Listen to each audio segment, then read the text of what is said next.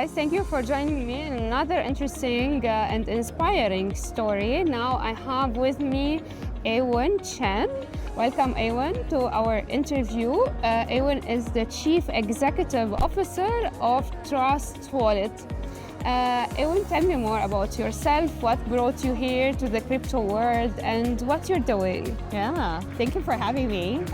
So I've been in the crypto space since 2018, the last round of the bear market. What got me here was I was deciding between blockchain and AI because I do believe that technology can enhance human society, even though it doesn't change human nature.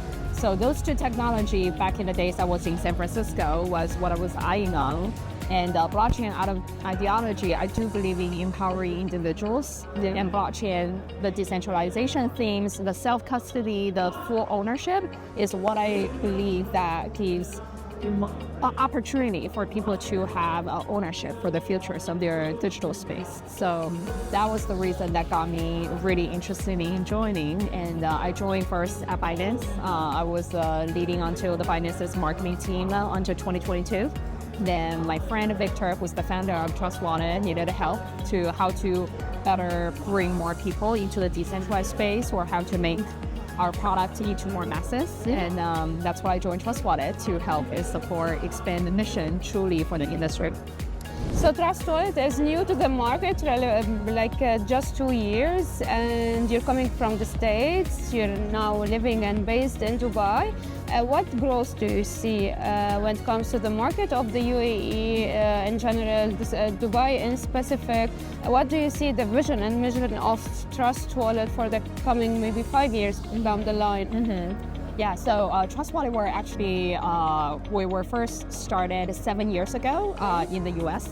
And that was the time, 2017, ICO phrase, there are shitcoins everywhere.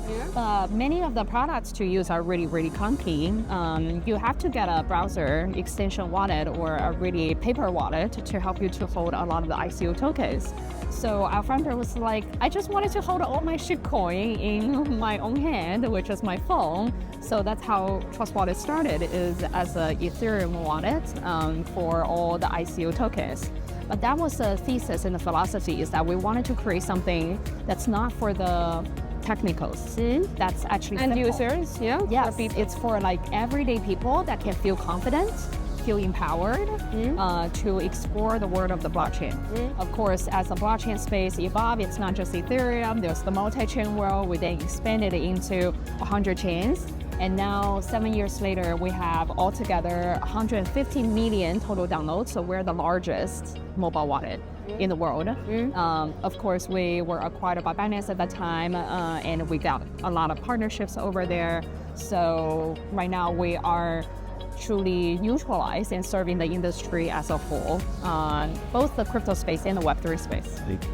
How is blockchain and crypto helping and supporting humanity? It's facilitating lives and solving problems, but in which specific way, let's say? I can talk from a wallet perspective because that's where I see the users are getting the most of the benefits from. And that comes from what we call self-custody. And it's a technical term, but what that means is you own your own stuff. Because in the nowadays world, it's actually very, very difficult to have confidence that you own what you have. Think about all the numbers that you have in your banks. It's just virtual numbers. It's digital numbers. You have to trust that the banks are operating. And what if one day the banks doesn't have enough money to actually get your money out? Does your $100 there still can convert into $20 that you, as a cash, that you take it out? There are different kinds of the confidence level to the financial institutions around the world. So we've heard different stories. The users are seeking to protect themselves. One of the good stories are actually happening in Europe. So Europeans, there are older generations that they are somehow, due to World War II, that during the wartime, they have their assets confiscated by the government. And so they don't trust to putting their money into the bank. Europe are starting to illegitimize cash usage around.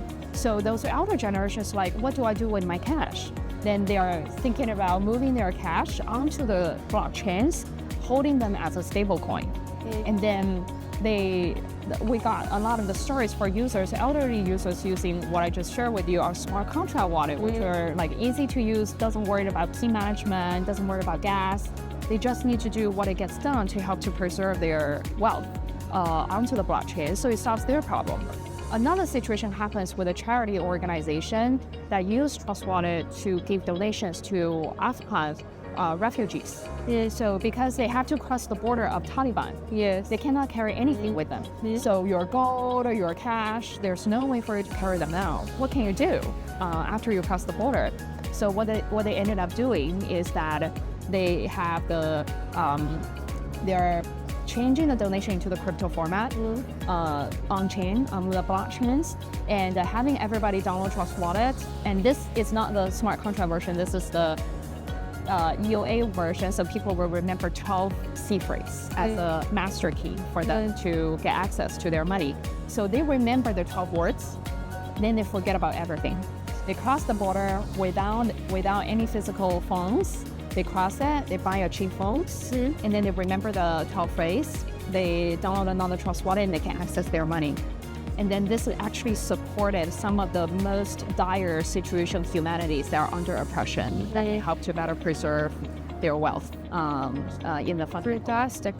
So here let's take our audience more into the difference between the Web3 and the crypto. A lot of people are confusing between both terminologies and what actually, in fact, each of them is doing on the ground. Yes. So maybe you have more details about this. Yes.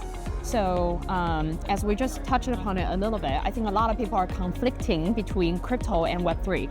We do in the industry use the word interchangeably, but they have completely different problems to solve. Crypto solves financial problems.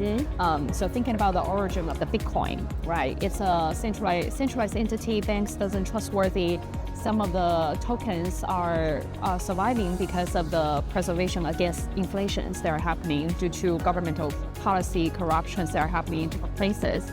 And then decentralized finance is to help a better, more efficient way to solve what the centralized financial systems are not doing capably. And then Web3 are a different storyline. Web3 is about data ownership. So what it does is that, Google of the world, Facebook of the world, they took the user's data, they took the IP and the creator's assets, but the economic distributions doesn't actually go to the users who contributes the data or go to the creators that contributes the IP. So the Web3 are trying to focusing on how to use tokenomics, blockchain ownerships to better create a fair, thriving environment that can help the users, the creators, the platforms to have a win-win-win situations. So if we're thinking about those problem statements, they're completely different. There are different problems to solve. So, and I think the industry sometimes, if we can focus on the core problems for each of the sectors to solve, then we can find better product market fit rather than conflicting them between these two. Interesting. Speaking about data, so now end users, they have this fear of sharing more and more details about themselves, so they don't have this breaching of privacy. How crypto is protecting the privacy of end users when it comes to details about their own lives? Yeah, I think this probably relies more on the specific subset of the technology. So there's a zero knowledge, ZK proof.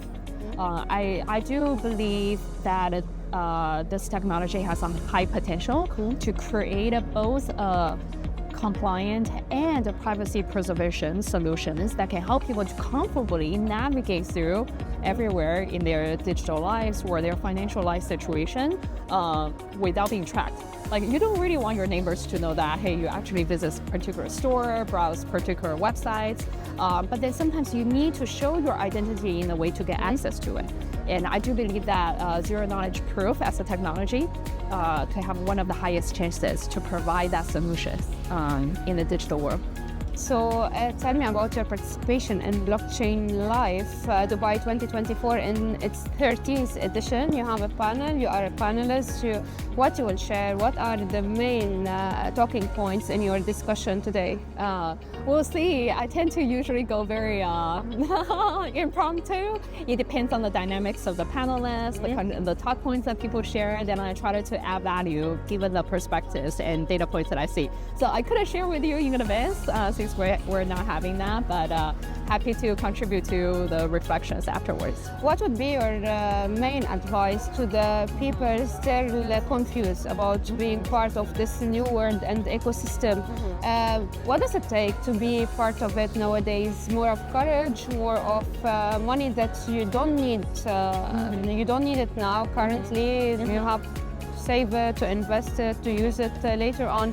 What would be your single piece of advice for these people who's still confused? Yes. First of all is that, of course, you want to do your own research. It might sound like a cliche, but I think for things that you research yourself, you study yourself, you also have a way more passion and you can make way more judgment. There is a famous book called The Crowd in the late 19th century. It does talk about individual making decisions are usually higher quality than if they follow the crowd's decision. And then in the industry, there's always many voices telling you, oh, this is this expert saying this, that expert saying that, but sometimes they are not necessarily the crowd voices that has the highest quality. So I think just general advice for young people is that practice your brand, do your own research. You should have your confidence about the decisions that you're making. I think that's the fundamental thing. The second thing is that know the risk control. If you're doing DeFi, you do want to have your risk control to the point that you're okay with it. But put a skin in the game. There is no way for you to truly feel something, understand something without having a stake in it. But it doesn't have to be too much. Put a little bit into it and then see. And the ownership of it will drive you to care more. Then you will research more. Then you will study more. I think that's the most important thing to learn is to put your foot into the door in order to learn. But on the other side with Web3, usually it's not that much financials related. Then just engage your time to play, to try product, and accumulate your own learning and understanding, and then you will become knowledgeable, first of all. Second, nowadays you can accumulate your track record with your on-chain footprint. This can be a great resume for many of you guys if you wanted to find jobs or showcase your credentials or getting future opportunities to you. So just get hands dirty. Don't listen, don't watch, get your foot in, put a little bit in there, and risk control, then that's the best thing that you can do. Get familiar with it. Get familiar with this new ecosystem, and then you'll be ready. Yes, and then one thing is that don't blame yourself if you make any mistakes. Yeah, no always make mistake. Yeah, and then it's just about how to learn from every interaction and engagement. Interesting. Thank you so much, Eowyn, for this interesting and inspiring insights and thoughts that you shared today. I wish you all the best in your coming panel, and we will see you around here in this event today and tomorrow. Thank you. And hope that's good. Thank you.